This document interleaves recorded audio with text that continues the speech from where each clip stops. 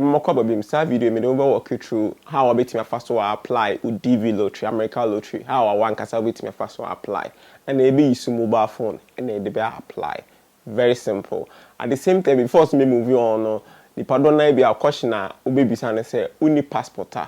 bet me apply. Yes, uni passport bet me apply. There is no need say maybe I will call for emergency passport be kwakochia 1,200 and I say be 1,500 because of DV lottery. Nti uni passport bet me apply. Nti you for phone now first now be say overbagoogle.com search DV lottery. At the same time so me the link na be to street two boss so I don't work website to street. Link na me send them boss so I don't Baba street. Into Bahaya I mean zoom in. Open so who interface and said they might be me there now. Me request it as a desktop site. What I say nti Obahaya your desktop site waha nti obebo and so na what take nti maybe it say what be your pieces so na what I say. Obaba begin entry. No but begin entry so. First time me be a website no. Adeba kwa na me experience and say uye o mobile phone na adeba kwa use o browser na adeba kwa na me experience se bia male na female no unya ba bi nteke nti na akwakọ ye problem ba me update me browser no Chrome browser no se say dey ni nyina fix it nti obo begin entry na ha no capture na wo ha no be bo numbers na wo ha na ankasa nti obo number na wo no abo submit a e do be ba obo entry information no nti obo first one your name of family name and the next one here first name or family name the unim family name you find say o de yebo asamyo me de yebo asamyo nti me yebo na me family name no afa say na first name ne Samuel o passport no so obehu o say name no wo ho and family name the last name nti na first name no wabo nti yebo asamyo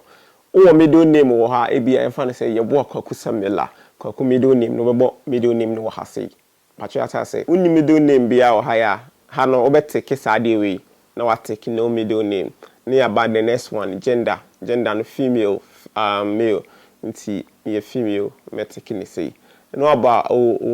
birth date. Nti birth date no month no the beshaha. Nti September the beshaha say. And na wabo day no ha say. Nti ebia 9th September 9th ebia 2007. And as 1986 and so be born wa say Patriota say enti the next one abebo ha na city enti city na ewo no enti efa say bia Kumasi bia Sunyane ba bia ewo no bia Techiman ba bia ewo no enti city na ewo no be city no abo ha e bia Sunyane Techiman Kumasi ba bia ewo bia no city no abo ha and a country na yewo no country no to abechisi Ghana wa say han bia me sure say a very simple amount obehu how it here the next one wa call work experience anyway no ana picture no and then complicated nti definitely meaning say e ho na o expect here nti or say are you claiming eligibility based on the country where you were born nti or select Ghana or the better yes it say o Ghana higher obebo yes na Patriota say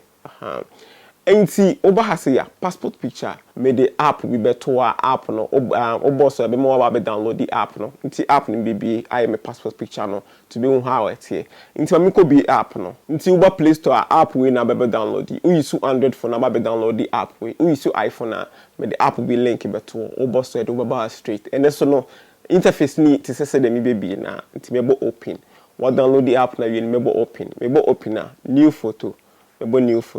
now I bet you see common sizes like common size and your US, your visa or passport. No boy so. No about what you say 300 DPI no. No about so. Oboso say ya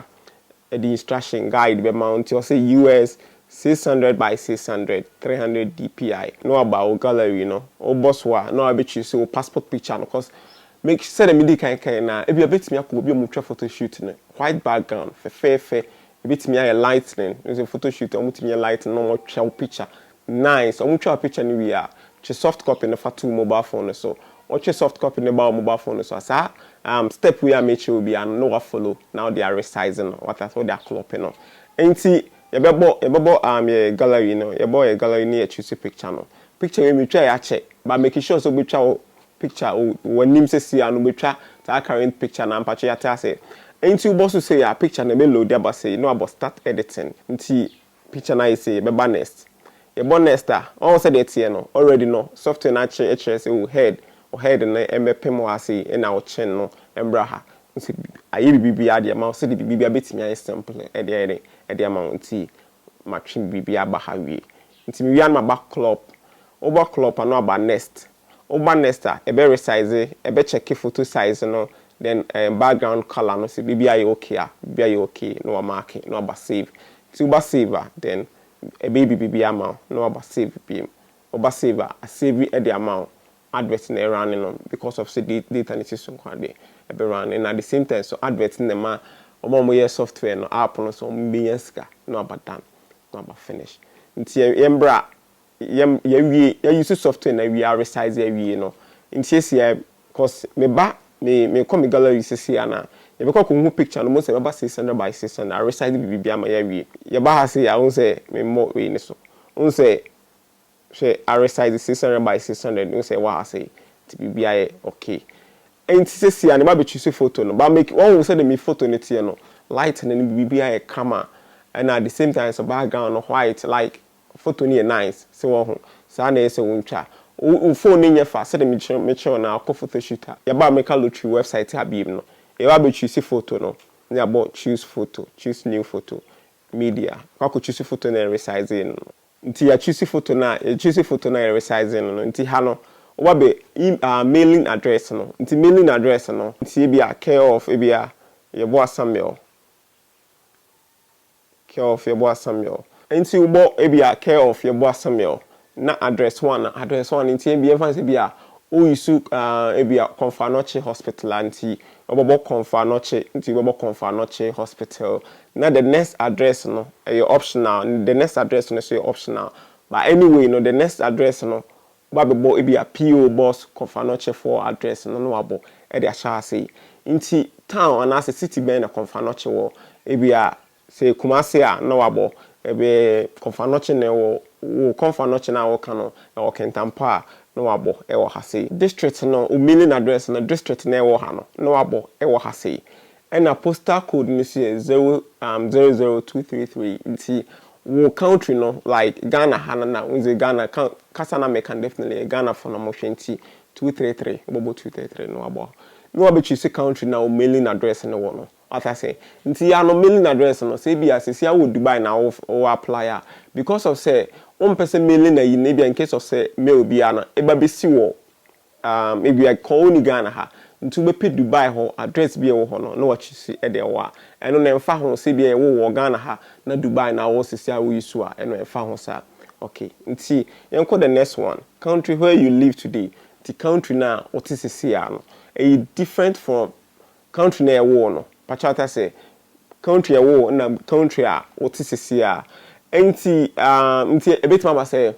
ya wo Ghana ba sisi a no wo Dubai ya wo Ghana sisi a wo Saudi Arabia nti country where you live today nti how phone number no e optional phone number no optional but opa bebo e wo ha se nti obobo phone number no de asha ha se na ha so no email address obobo email address e bia yebo a samuel33@gmail.com yebo a we at icloud.com yebo a we at outlook.com nti ni nyina email addresses nti ember highest education level you have achieved today nti a primary school kwa na akoya obechi first one a high school with no degree nti efan say wako high school no but went me anwi ana say bia uwi JHS no went me uncomplete high school na obechi second one no and the third one a high school degree nti utimi ko high school ni wi ya wako